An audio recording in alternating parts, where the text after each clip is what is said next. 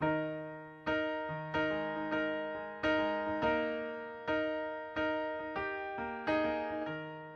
all go through things that make us feel, well, down. But there's something we can do about it. Let's go.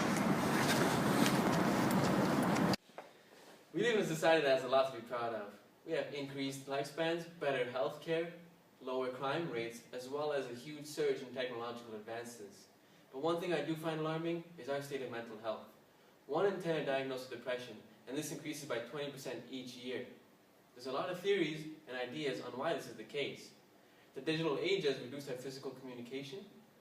We live in cities which have a fast-paced environment, which can be very stressful. And there's also the theory that we're overdiagnosing our mental issues.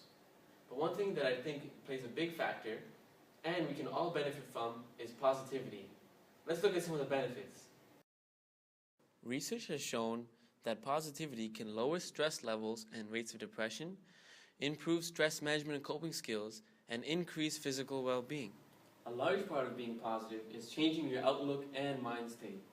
Inside all of our heads is an internal dialogue telling us what to do and how to act. It also makes predictions on how things are going to be. Negative thoughts can easily become a self-fulfilling prophecy.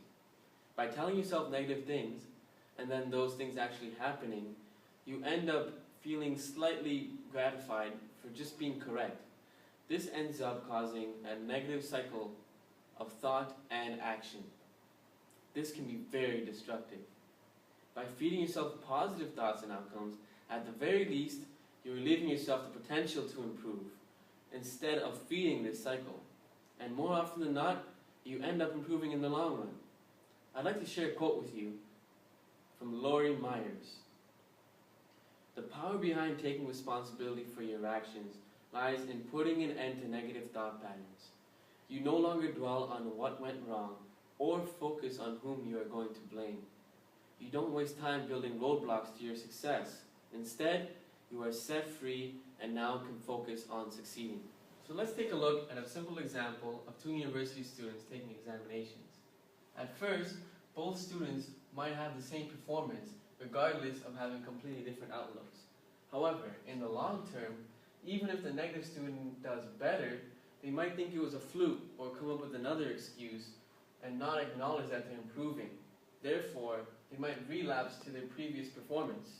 However, the positive student, even in the face of further adversity, can still manage to improve their situation. And that's the power of positivity. There is one final idea about positivity that I would like to share with you. Research has shown that in many ways, how you think can affect you physiologically. Consequently, thinking positive can change how your body performs. One great example I would like to share with you is from the TED Talk by Kelly McGonigal, where she talks about stress and how you think about it can affect your physiological response. If you think about it negatively by thinking that stress is bad for you, your blood vessels contract, increasing physical strain on your body.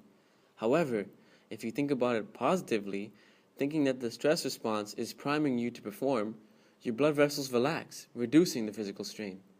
I strongly encourage everyone to watch this video. Well, I'm feeling a lot better, and I hope you are too. Hopefully we can all incorporate positivity into our lives and break the cycle of negativity. Thank you.